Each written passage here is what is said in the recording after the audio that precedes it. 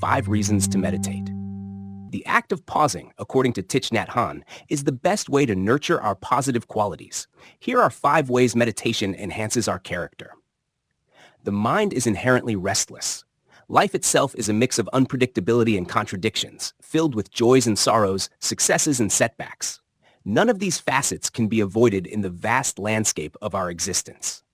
They contribute to life's richness and explain why our minds take us on such a turbulent journey.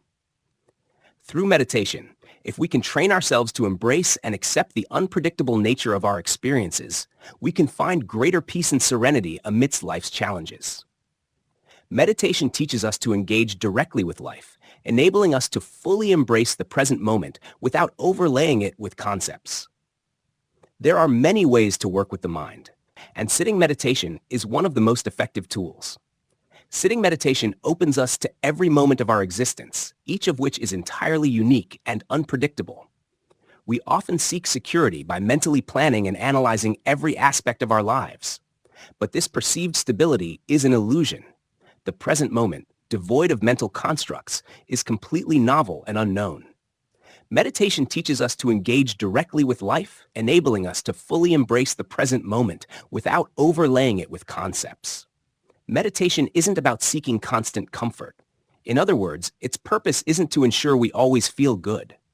If this idea surprises you, you're not alone. Many people turn to meditation hoping for emotional relief.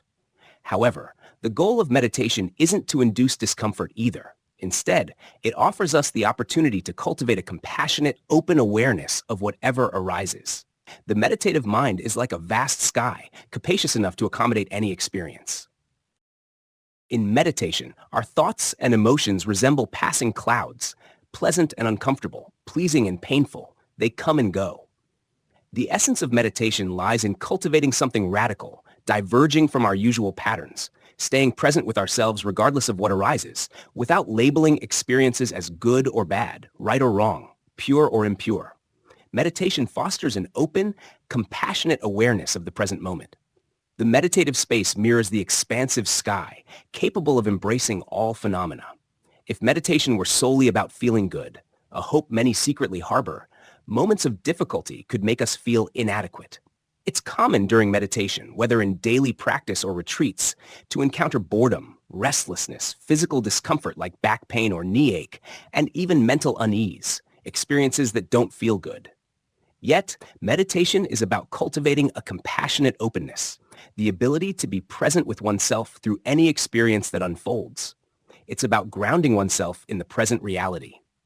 While some forms of meditation focus on attaining special states or transcending life's challenges, the approach I practice emphasizes fully awakening to life as it is, embracing its difficulties and joys with an open heart and mind. The benefits of this meditation are limitless. Through meditation, we nurture 5 qualities that develop gradually over months and years of practice. Reflecting on these qualities can help answer the question, why am I meditating? First, let's delve into the first quality that meditation fosters, which is steadfastness. The first quality we cultivate in meditation is steadfastness with ourselves. Once someone asked me, is this steadfastness similar to loyalty? What exactly are we being loyal to?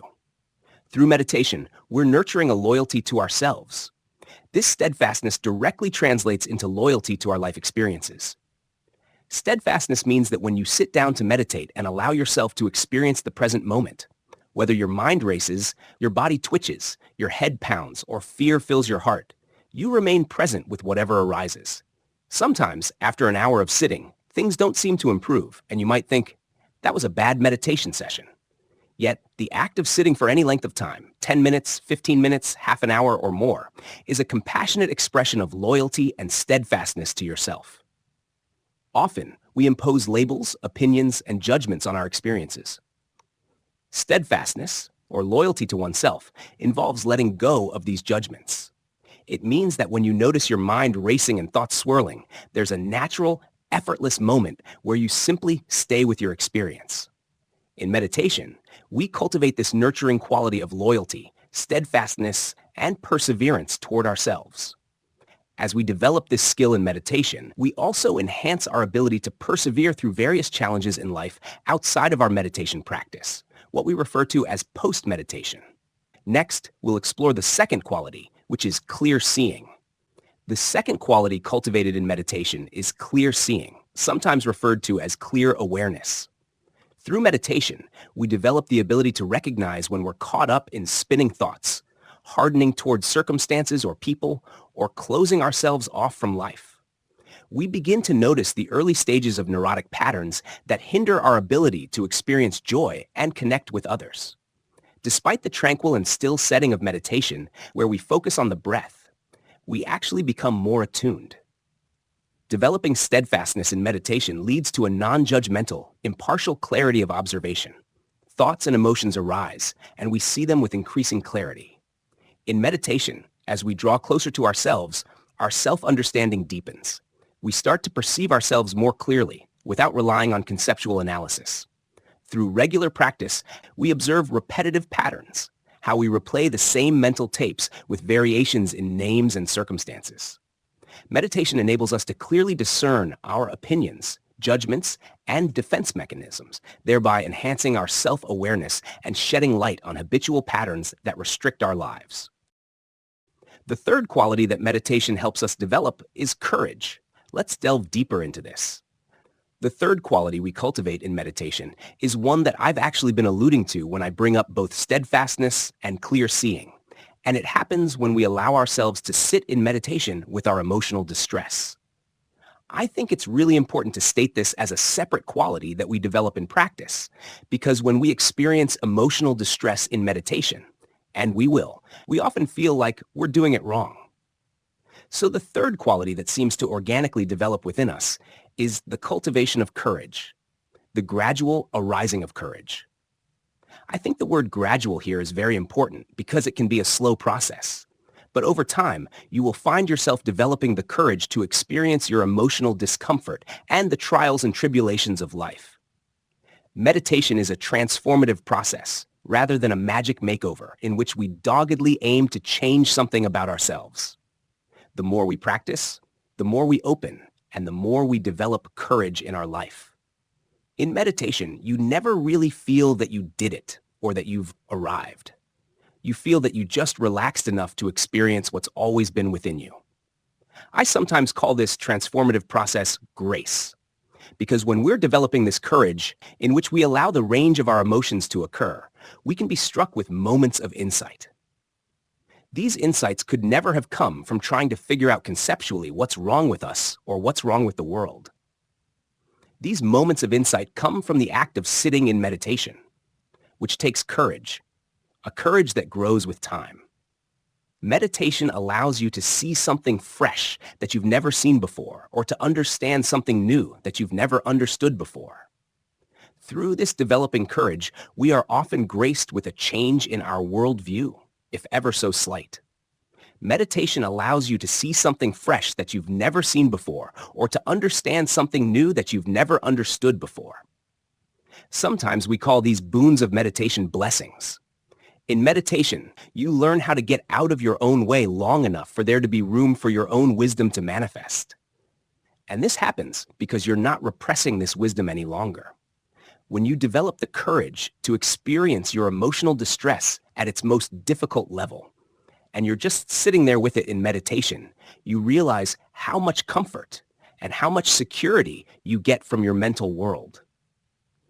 Because at that point, when there's a lot of emotion, you begin to really get in touch with the feeling, the underlying energy of your emotions. You begin to let go of the words, the stories as best you can, and then you're just sitting there. Then you realize, even if it seems unpleasant, that you feel compelled to keep reliving the memory, the story of your emotions, or that you want to dissociate. You may find that you often drift into fantasy about something pleasant. And the secret is that, actually, we don't want to do any of this. Part of us wants so earnestly to wake up and open. The human species wants to feel more alive and awake to life. But also, the human species is not comfortable with the transient, shifting quality of the energy of reality.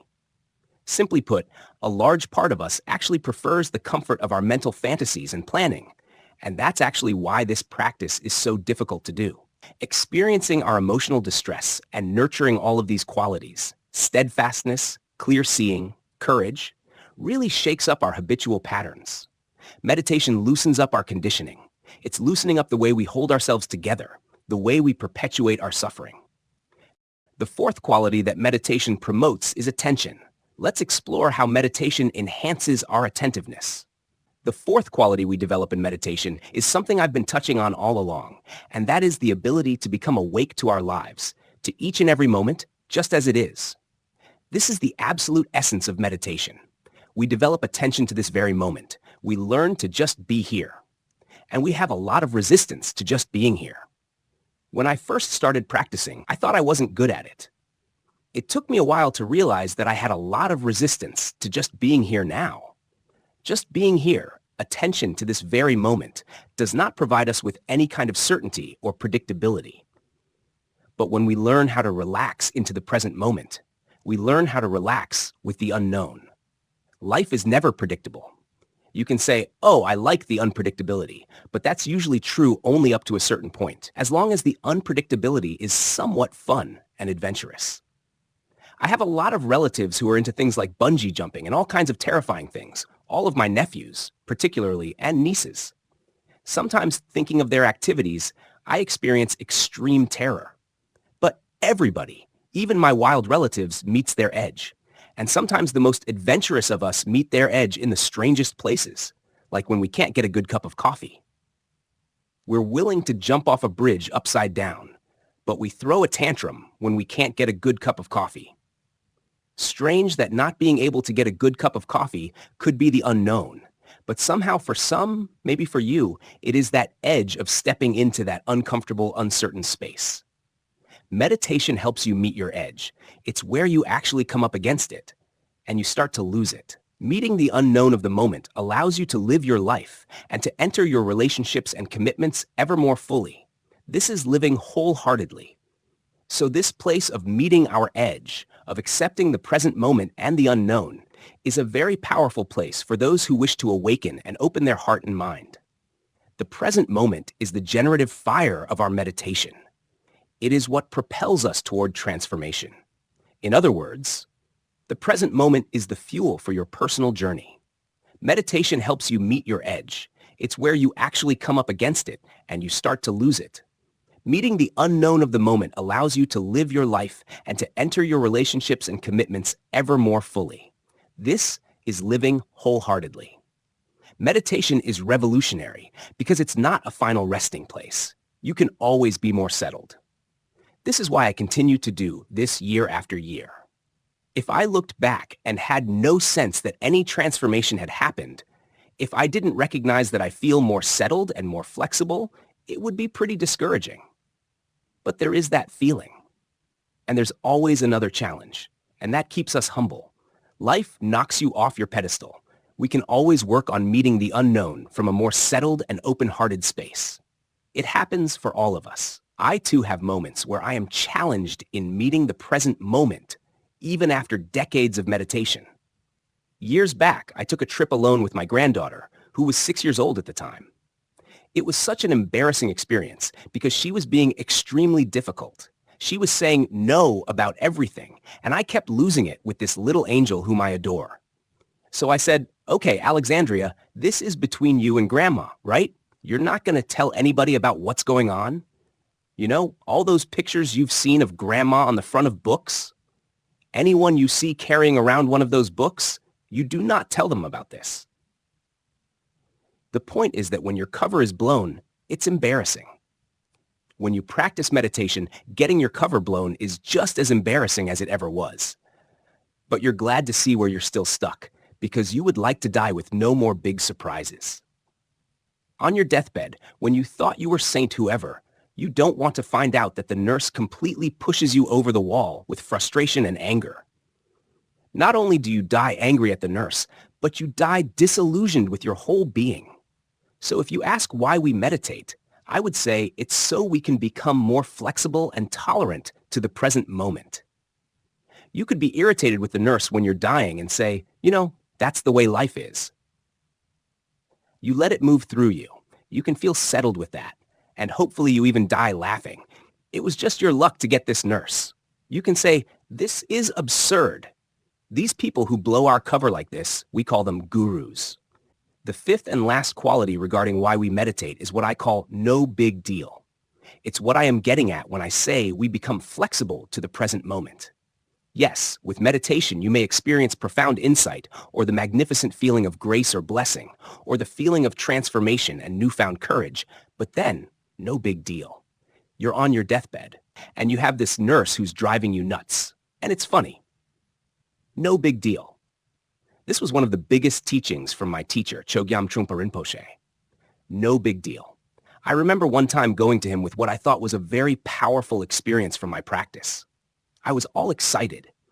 And as I was telling him about this experience, he had a look. It was a kind of indescribable look, a very open look. You couldn't call it compassionate or judgmental or anything. And as I was telling him about this, he touched my hand and said, "No, big deal." He wasn't saying bad, and he wasn't saying good.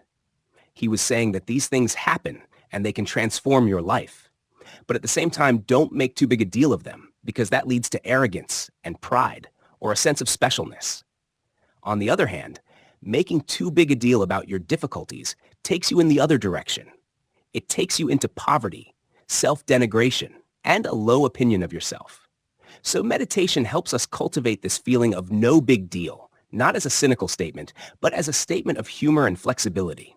You've seen it all, and seeing it all allows you to love it all. These are the 5 reasons why meditation can help us develop into better individuals. We hope these insights inspire you to begin or continue your meditation journey. Thank you for listening. Please like and subscribe to our channel so you don't miss our upcoming videos. Have a peaceful and serene day.